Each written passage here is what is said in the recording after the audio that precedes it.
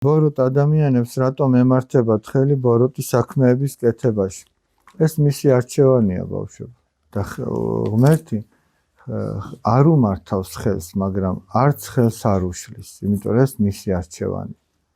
გესმით, ადამიანს ღმერთმა თავისუფალი ნება მიანიჭა. აი წეგან ცუდ სიტყვებზე რო ვამბობდით.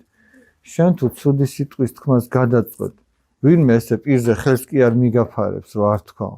შენ გადაწყვიტე და შენ ესე აკეთებ. მაგრამ ასევე შენი არჩევანია რომ შეინანო ეს და გამოსწორდე და აღარ თქვა.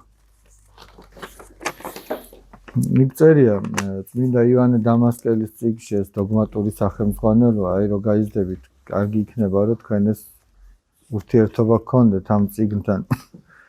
თუ ადამიანშიო კეთილი საქმის სურვილს ღმერთი აღძრავს. ანუ ჩვენ რო რაღაცა კარგი საქმის სურვილი მოგვივიდა, ეს ჩვენი კი არ არის. ღმერთმა მოგიტანა ეს სურვილი. შენ თუ შენი არჩევანით გამოეხმაურები და გადაწყვეტ ეს გააკეთო, ღმერთი მოგეხმარება. მაგრამ შენ თუ რამე ცუდს განიზრახავ და იმის გაკეთება გინდა, ეს სინამდვილეში ეშმაკის განმოდის ცუდი აზრები. იმაში ღმერთი არ გეხმარება, მაგრამ ხელსაც არ გიშლის. თუმცა შეგაგონებს სხვადასხვა გზით, რომ ეგ არ არის კარგი.